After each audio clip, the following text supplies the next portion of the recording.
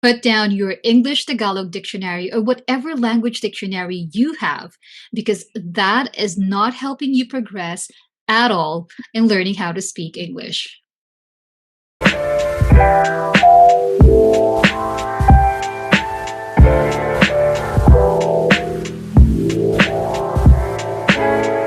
Welcome back to my channel. My name is Jessie, and I am a podcast host and English mentor based in Manila. And on this channel, we explore the communication strategies and techniques that will help you speak creatively and with confidence. So, when I went to Europe back in 2016, a good friend of mine gave me an Italian English dictionary, thinking that that would help me to translate and convey my message, have a conversation, because I often get lost and I'm not good at reading maps. And during that time, I didn't have data. We got lost, and I was flipping through pages trying to convert or translate my English words into Italian.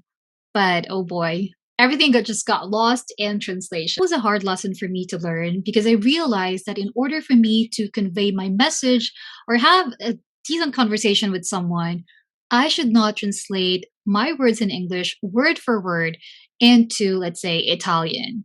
And it's the same thing, same way when you are studying English language. You cannot translate or think in your native language and translate every word into English because, as expected, everything would just get lost in translation. When we translate our native language word for word to English, we tend to speak slower. And that is because every word that we're trying to translate, they are all being processed in our heads. And that takes time because we have all these words jumbled in our heads and we're trying to convert them, translate them one by one. It tends to get very, very confusing. And so we tend to speak slower and we sound unsure. And to the person that we're conversing with, they might perceive us as not credible.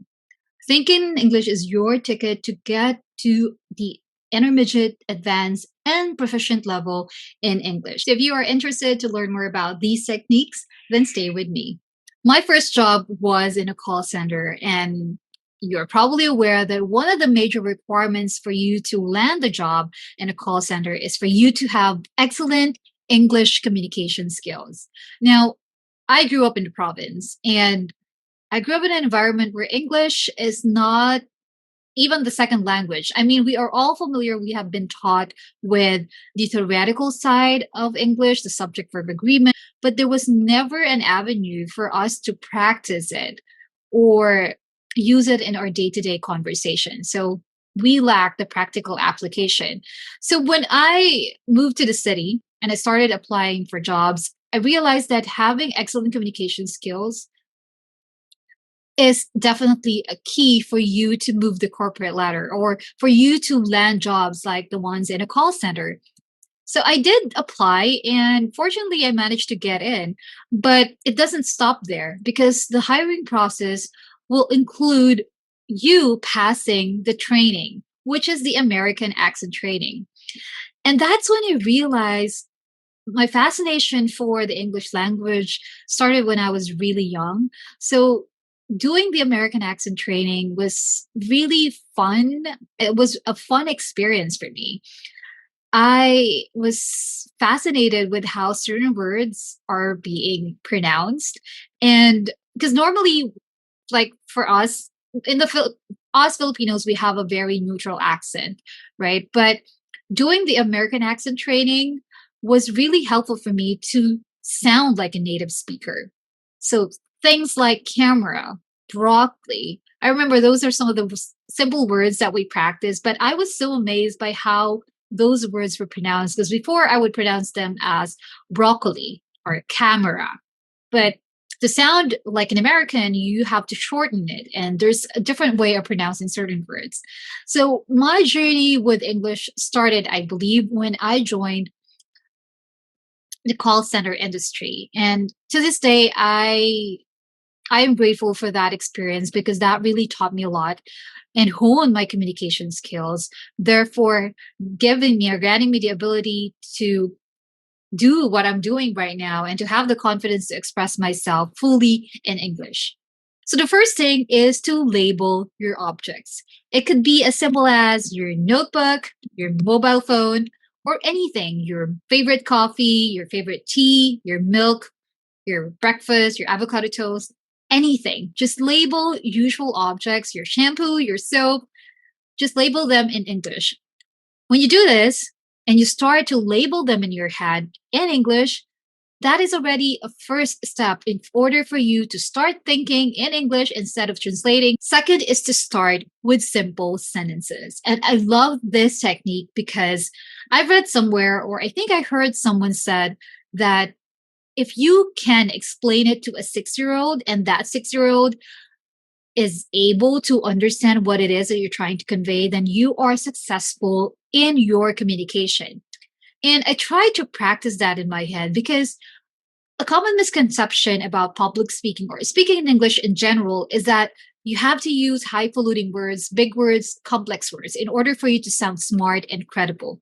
That is a no no and that is a myth because simple sentences, simple words, but with value, when you stitch them together, will provide value and importance. That would still be perceived as a valuable content. Okay, that will resonate with your audience. So start with simple sentences like, what I'm going to do for breakfast. I'm having avocado toast for breakfast. Oh, what will you do this weekend? Oh, I will go to the beach this week. Starting with simple sentences will get you into the habit of thinking in English rather than translating your vernacular language again into the English version of it. So when you start with simple sentences, that would be your foundation. And when you build on it, you will be creating this muscle memory, or similar when you're trying to go to the gym, right? And you're trying to grow muscles. So the more that you do it, of course, the more that you will build on it. When I was in Singapore, I love doing long walks, especially when I am in distress or there's a lot going on. Walking was sort of my breather. And what I would normally do as I walk was to talk to myself in English. And it became a habit that I'm not speaking out loud. Okay. That would look awkward for someone who's looking from afar and is she crazy? Of course we don't want that. But start to speak and converse with yourself in English. Again, when you start to do this, you are getting into the habit of immediately thinking in English rather than translating your words or your sentences. So try it out, and you're hitting two birds with one stone on this one because one, walking is a good form of exercise. And when you do walk and you start to converse with yourself in your mind in English, you're also building the muscle of thinking in English rather than translating them. One is something that is enjoyable to do, and that is to sing and read in English. Now, I know a lot of you guys are music lover and you have your own favorite local artists, of course, but for this exercise, I'd like you to focus on English songs or English books.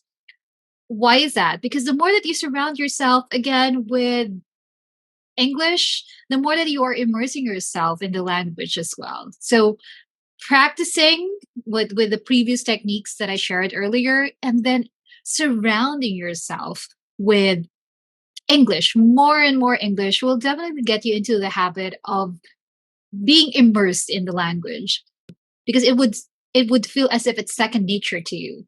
It would feel so natural to be able to hear and speak in English. Therefore, getting you into the habit of thinking in English as well. The next one is to learn something new in English.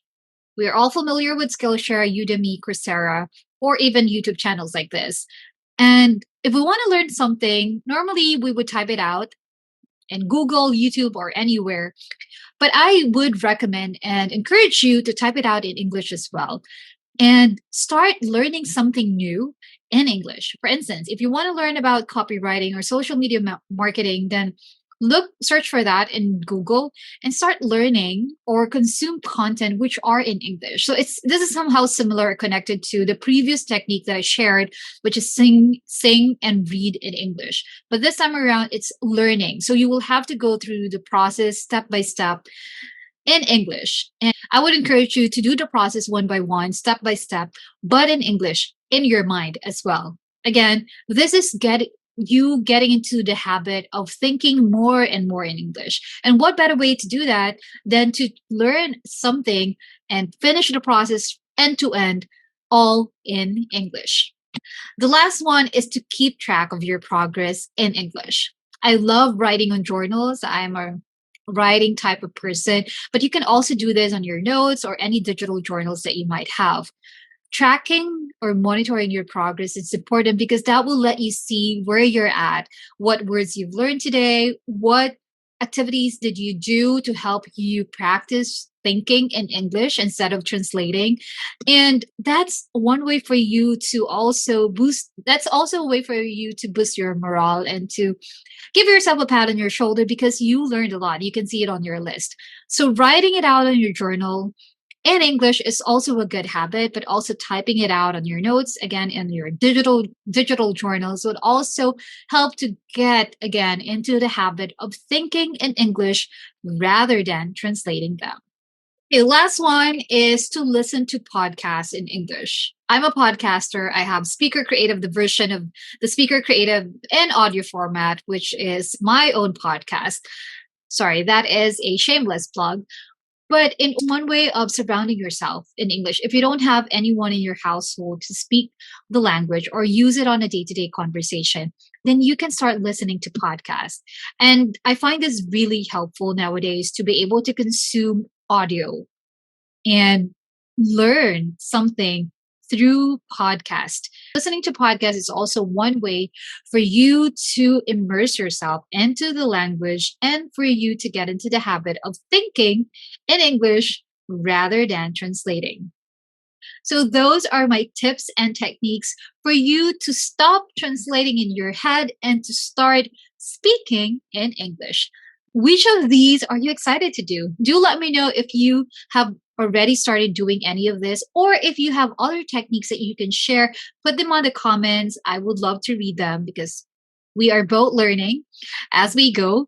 And I believe that when it comes to public speaking and learning something, it's a continuous journey. So put them on the comments. Oh, and if you haven't done so, if you haven't subscribed to the channel, I do appreciate if you could click unsubscribe, click on the notification bell so that you get notified every time I post content, and a way for you to also support this channel so that I can continue doing more of these content. So thank you guys for watching, and I'll catch you on the next one.